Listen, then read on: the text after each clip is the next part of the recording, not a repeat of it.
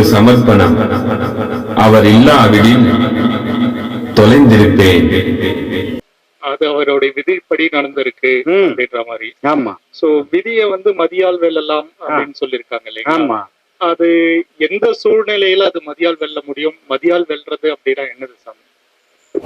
சிம்பிளா புரியுற மாதிரி ஒரே விஷயத்த உங்களுக்கு மதியால வெல்றதுன்னா, இப்போ ஒண்ணு இல்ல, சின்ன குழந்தை ஜுரம் வந்துடுச்சு, உங்ககிட்ட சொல்றாங்க உங்க மனைவி குழந்தைக்கு நெருப்பா கொதிக்குது, விதிப்படி ஜுரம் வந்துருக்குது வீடு கிடக்கட்டும் அப்படின்னு போனீங்கன்னா அது விதி.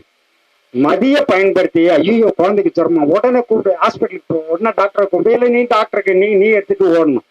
போயிட்டு டாக்டர் கிட்ட பார்த்து செக் பண்ணி இன்ஜெக்ஷன் போட்டு அதை குழந்தைய 2 நாள் பெட்ல வச்சிருந்து குளுக்கோஸ் எல்லாம் போட்டு ஜுரத்தை சரி பண்ணி கொண்டு வந்து வீட்டுல விட்டீங்கன்னா மதி. ஜுரம் வந்தா வந்துட்டு போது, விதிப்படி வந்தது விடு போட்டோம்னா செத்து போயிடும் குழந்தை. அது விதி. இப்படியாப்பட்ட விளைவு தானே இப்ப மகாபாரதத்திலயும் செஞ்சாங்க. ஆமா. இப்போ கிருஷ்ணர் தூதுவா இருக்கட்டும், ஆமா. அது பிறகு அங்க இருந்து அந்த சபையில இருந்த துரோணர், பீஷ்மர் எல்லாருமே சொல்றாங்க இந்த போர் வேணாம் அப்படின்ட்டு. ஆமா. அப்படி இருந்தா அங்க விதி விளையாடி இருக்கு இல்லைங்களா? ஆமா. அதற்கு ஒரு தீர்வு இல்லைங்களா? அந்த விதி இதுக்கு கட்டுப்பட்டு இருந்திருக்கணும் இல்லைங்களா? அப்படி இருந்தா அது கிடையாது. விதி கட்டுப்படுத்துறதுக்கு யாரும் கிடையாது. விதி எங்க கட்டுப்பட்டு இருக்குது கேட்டுங்க?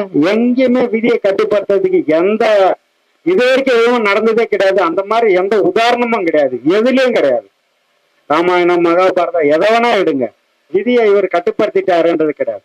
அதாவது தர்மர் கிட்ட வந்து போர் வரப்போகுதுன்னு சொல்றாங்க. போர் எப்படியும் வந்துடும், போர் வரதான் போகுது, போர் வந்துடும். போர் வரக்கூடாது, அவருக்கு வந்து பயங்கர நியாயமான அவரு, போர் வரக்கூடாது. வரக்கூடாதுன்றதுக்காக அவர் பயங்கர பிரயத்தனம் பண்றாரு. அவ்வளவு பண்ணி கடைசியா இந்த போரை எவ்வளவு நாள் தள்ளி போட்டாருன்னா 8 நாள் தள்ளி போட்டாராம். இந்த போரை தள்ளி தான் போட முடியுமே தவிர விதிய ஜெயிச்சிடவே முடியாது.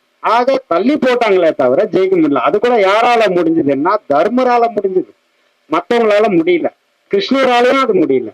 அப்போ மிகப்பெரிய அந்த ஆற்றல் வாய்ந்தது அந்த விதி. அதை வந்து ஜெயிச்சிட்டேன் அப்படின்றதுக்கு வாய்ப்பே கிடையாது. ஒன்னா தசரதற்கு வந்து ஒரு வெள்ளை முடி சைட்ல வந்துடும். இந்த பக்கம் ஒரு வெள்ளை முடி தெரிஞ்ச உடனே கண்ணாடியில பாக்குற வெள்ளை முடி வந்துடுச்சு. வெள்ளை முடி வந்த உடனே இனி நம்ம வந்து அரசாட்சியில இருக்கக்கூடாது, ராமருக்கு பட்டாபிஷேகம் பண்ணிடணும்னு முடிவு எடுக்கிறாரு. முடிவு எடுத்து உடனே அலௌன்ஸ் பண்றாரு, நாளைக்கு ராமருக்கு பட்டாபிஷேகம்னு சொல்றாரு. நாளெல்லாம் பாக்குறாங்க, நாளைக்கு நாள் நல்லா இருக்கணும்னு சரி நாளைக்கே பண்ணிடலான்ட்டு ராமருக்கு நாளைக்கு பட்டாபிஷேகம்னு இவர் அலௌன்ஸ் பண்றாரு. எல்லாரும் ரொம்ப சந்தோஷப்படுறாங்க. அப்போ வந்து அந்த அயோத்தி ஃபுல்லா அப்படியே கோலம் பூண்டு இருக்குது, எல்லாம் ஆஹா ஓன்னு பயங்கர விசேஷம். அன்னைக்கு மக்கள்லாம் ரொம்ப சந்தோஷத்துல இருக்காங்க, நாளைக்கு ராமர் மன்னனாக போறாருன்னு. அப்போ இந்த ஒரு விதி எங்க வருதுன்னு நான் சொல்றேன் பாருங்க. முடிஞ்ச உடனே கூனி கழுவி அப்படியே மெல்லமா வராங்க. கைகை கிட்ட வந்து, என்னம்மா ஒரே விழாக்கோலமா இருக்கு, நீ பாட்டுக்கு ஜாலியா உட்காந்துட்டு இருக்கேன்னு. ஏன் எனக்கு என்ன குறை, ராமனா மகனா பெற்ற எனக்கு ஒரு குறை இருக்குல்ல அப்படின்னு அவங்க கேக்குறாங்க. அப்போ எந்த அளவுக்கு கான்பிடென்டா அவங்க கேக்குறாங்க. ஆனா அங்க ஒரு விஷத்தை விதைச்சியே ஆகணும்னு விதி அங்க வந்து இருக்குது.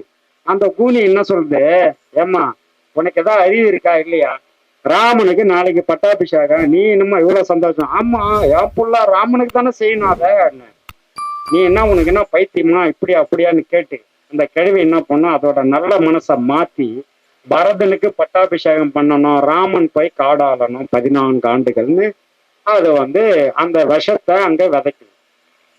அப்போ அதன் மூலயமா அங்க இருந்து இவங்க என்ன பண்றாங்க, இத உள்வாங்கி விதிப்படி அவங்க உள்வாங்கி அவங்க போய் இத தசரதன் கிட்ட போய் சொல்றாங்க, நான் ஏற்கனவே 3 வாரம் கேட்டிருந்தேனே. ஆமா கேட்டேன், அது இப்ப எனக்கு வேணும், சரி கேட்டு வாங்கிக்க.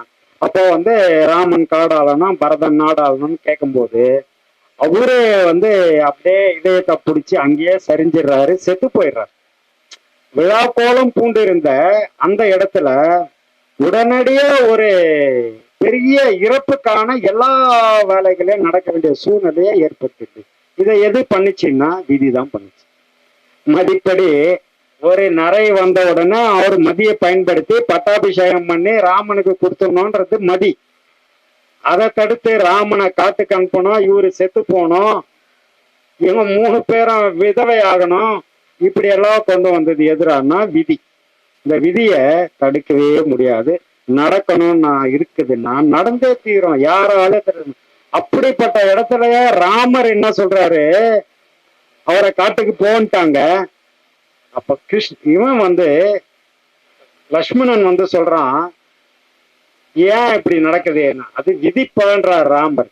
விதிக்கு ஒரு விதி செய்வேன்னு வில்ல எடுத்து, என்னுடைய வில்லு காண்டிபத்தினுடைய விளைவை பாருங்க அப்படின்னு வில்ல எடுக்கிறார். அப்ப சொல்றாரு ராமர், எப்ப இது சரியா, நீ சொல்றது சரியா? நதியில தண்ணி வரல, நதியோட பிழை கிடையாதுப்பா, விதியோட பிழை.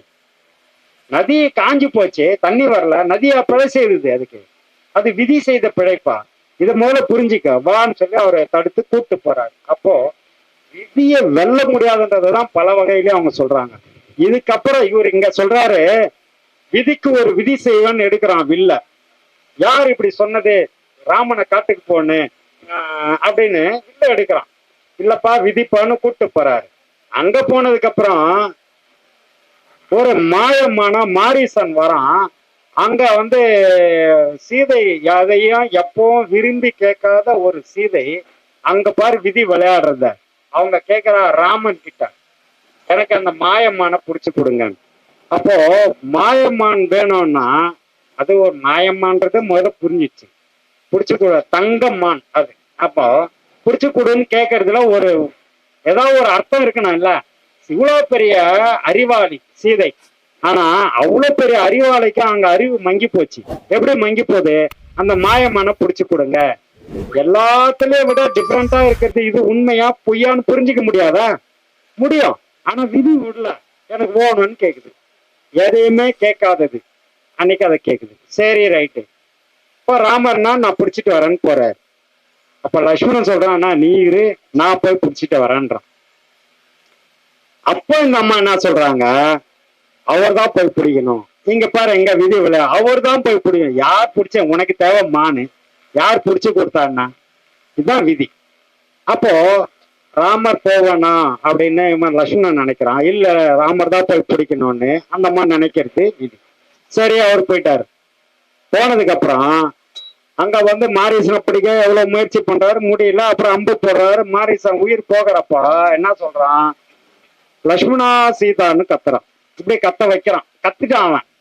இப்போ லக்ஷ்மணா சீதான்னு கத்தும் போது இந்த அம்மா என்ன சொல்றாங்க, உங்க அண்ணனுக்கு அங்க ஏதோ ஒண்ணு ஆகி போச்சு, ஓடு ஓடு ஓடு, சீக்கிரம் போன்றான்.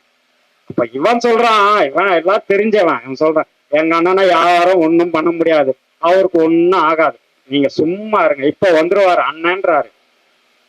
அப்ப இந்த அம்மா சொல்லுது ஒரு வார்த்தை, அவர் இல்லாத இடத்துல நீ நிக்கிறதே தப்பு, முதல்ல போடா போய் அவர் என்னன்னு பாடுறான்.